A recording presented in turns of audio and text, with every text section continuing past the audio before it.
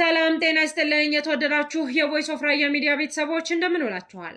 የዛሬ መጋቢት 23 2018 ዓ.ም የቮይስ ኦፍ ራያ ሚዲያ ዕለታዊ ዜና ሰዓት ላይ እንገኛለን። በቅድሚያም አርዕስተ ዜና። የህወሓት ኃይሎች በራያ ኮረም ኦፍላ ወረዳ አድጎሎ ቀበሌ ልዩ ቦታው ሰባህለ ተብሎ በሚጠራው አካባቢ ህገወጥ የመሬት ወረራ ማድረጉን የተቃወሙ የአካባቢው ማህበረሰቦች ቤት ለቤት እያሰሩ እንደሚገኙ ተገለጸ። ከነዚህ ህገወጦች ጋር በመሆን የገዛ ህዝባችሁ ስቃይና መከራ የምታበዙ ጥቅመኞችና ህሊና ቢሶችም አደብ ሊገዙ እንደሚገባም ተመላክቷል። በዝርዝርም እናየዋለን። የትግራይ ክልል የምክክር መድረክ በአዲስ አበባ እየተካሄደ ነው። ያለ ትግራይ ተሳትፎና ተከታችነት የሀገራዊ ምክክር ሂደቱ ግቡ ሊመታ አይችልም ሲሉ ፕሮፌሰር መስፍን አርአያ ገልጸዋል። ተጨማሪ መረጃም ይዘናል። ወደ ተለያዩ የአረብ ሀገራት ለመግባት የሚሞክሩ ኢትዮጵያውያን በተደጋጋሚ ጊዜያት በህገወጥ ደላሎች ምክንያት ከፍተኛ ችግር እየገጠማቸው መሆኑ ተገልጿል። በተለይም በመላው ራያ ራዩማ አካባቢዎች ወደ አረብ ሀገራት ተታለው በመሄድ በየጊዜያቱና ለሞትና ለስቃይ እየተዳረጉ እንደሚገኙ በየጊዜው እየተገለጸ መምጣቱ የሚታወስ ነው። እነዚህንና ሌሎች ዜናዎች ይዘናል። አብራችሁን ቆዩ። የህወሓት ኃይል በራያ ኮረም ኦፍላ ወረዳ አድጎሎ ቀበሌ ልዩ ቦታው ሰባህለ ተብሎ በሚጠራው አካባቢ ከ24 ሄክታር በላይ ስፋት ያለው መሬት ህገወጥ የመሬት ወረራ ማድረጉን የተቃወሙ የአካባቢው ማህበረሰቦች ቤት ለቤት እያሰረ እንደሚገኝ ተገለጸ። ከነዚህ ህገወጦች ጋር ሆናችሁ የገዛ ህዝባችሁ ስቃይና መከራ የምታበዙ ጥቅመኞችና ህሊና ቢሶችም አደብ እንድትገዙና የህዝባችሁ ምሬትና በደል መቀነስ እንደሚገባም ተመላክቷል። መጋቢት 18 2018 ዓ.ም በራያ ኮረም ኦፍላ ሰባህለ በህወሓት ኃይሎች የመሬት ወረራ የንብረትና የገንዘብ ዘረፋ በመቃወም መጋቢት 18 የተቃውሞ ሰልፍ መካሄዱም ይታወቃል። ይህ የመሬት ወረራም በርካታ የአካባቢው ማህበረሰብ ዘንድ እጅግ ያስቆጣም ይገኛል። በመሆኑም የህወሓት ታጣቂዎች የራያ ህዝብ በመሬቱ ላይ የተሰራበትን ግፍ ለመቃወም ሰልፍ የወጣውን ገበሬ ቤት ለቤት በመዞር እያሰሩም እንደሚገኙ ምንጮቻችን ገልጸውልናል።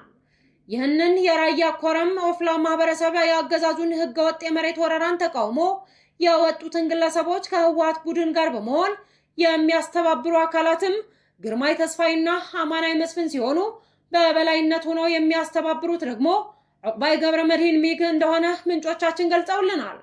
ትዕዛዝ ተቀብለው ተግባራዊ የሚያደርጉ ደግሞ መምህር ግደይ ጸጋይ ከንቲባ፣ ሻለቃ ጥዑማይ ንጉስ የጸጥታ ኃላፊና ኃይለ ሚካኤል የፖሊስ አዛዥ ሲሆኑ በታሰሩበት ምስክርነት የሚሰጡት ደግሞ ሙላት ወልደ ጊዮርጊስና ሕሻ አረጋዊ እንደሆኑ ከኦፍላ ወረዳ በእስር ወደ አዲሾ የተወሰዱ ግለሰቦች ዝርዝር ደግሞ መምህር ካሳ ሰመረ፣ ሐጎስ በላይ፣ ሐጂ አብደላ ተላ፣ ጥጋቡ ሐጎስ፣ በላይ ንጉስ ወንድም፣ ንጉስ ተገኘና ጥጋቡ በረሃ አሊ መሆናቸውን ምንጮቻችን ያደረሱን መረጃ ያመለክታል።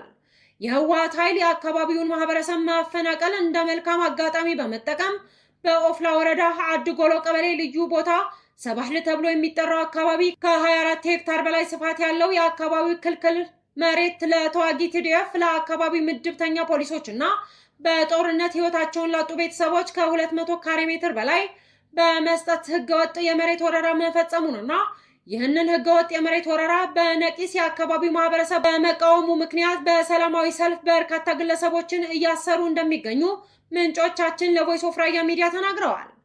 የህወሓት ታጣቂዎች፣ የትግራይ ጊዜያዊ አስተዳደሮች፣ የህወሓት ባለሀብቶች በራያ ኦፍላ እንዲሁም በመላው የራያ መሬት ላይ ከፍተኛ የሆነ የመሬት ወረራና የተፈጥሮ ሀብት ዘረፋ እየፈጸመ ነው ሲል ስበር ራያ ራዩማ የኢትዮጵያ ሲቪክ ማህበር በህገወጥ የመሬት ወረራ ጉዳይ ላይ መግለጹም ይታወሳል። በተለያዩ የራያ አካባቢዎች የሚከሰቱ የሰብአዊ መብት ጥሰት እንዲቆምና ለወደፊቱ መብት የሚከበረው እንዲተደራጅቶ ሰላማዊ ህጋዊና ጥያቄን በመጠየቅ ስለሆነ መላው የራያ ራዩማ ህዝብ ህገወጦችን አምርሮ መቃወምን ሊቀጥልበት የሚገባ የመብት ማስከበር ትግል መሆኑ የራዲፓ ፓርቲ መግለጹም የሚታወስ ነው። ከነዚህ ህገወጦች ጋር ሆናችሁ የገዛ ህዝባችሁ ስቃይና መከራ የምታበዙ ጥቅመኞችና ህሊና ብሶች ግን አደብ እንድትገዙና የህዝባችሁን የምሬትና በደል እንድትቀንሱም በማለት ፓርቲው ማሳሰቡም የሚታወስ ነው።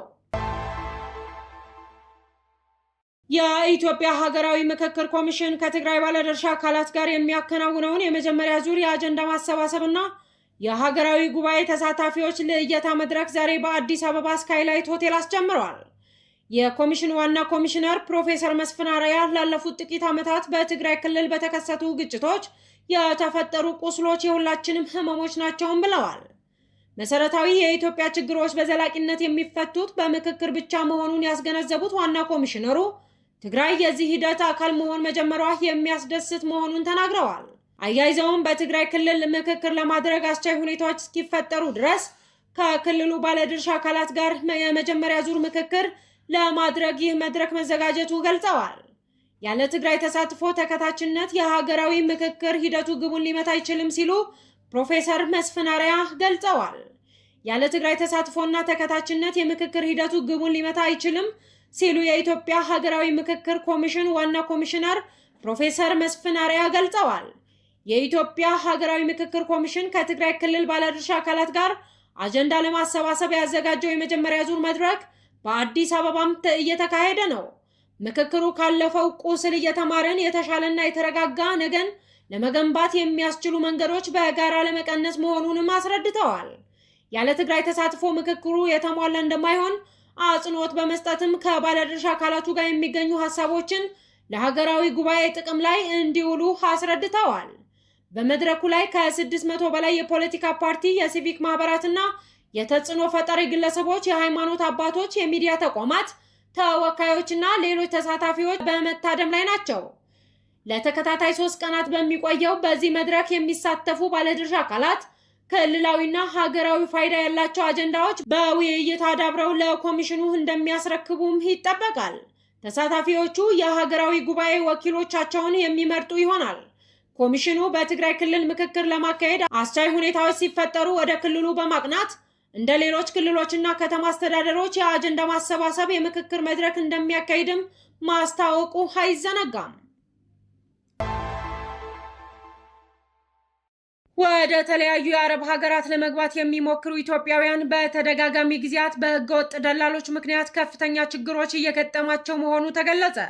በተለይም በመላው ራያ ራዩማ አካባቢዎች ወደ አረብ ሀገራት ተታለው በመሄድ በየጊዜያቱ ለሞትና ለስቃይ እየተዳረጉ እንደሚገኙ በየጊዜው እየተገለጸ መምጣቱ የሚታወስ ነው። በመካከለኛው ምስራቅ ወደሚገኙ የተለያዩ አረብ ሀገራት ለመግባት የሚሞክሩ ኢትዮጵያውያን በተደጋጋሚ ጊዜያት በህገወጥ ደላሎች ከፍተኛ ችግሮች ሲገጥማቸው ይሰማል።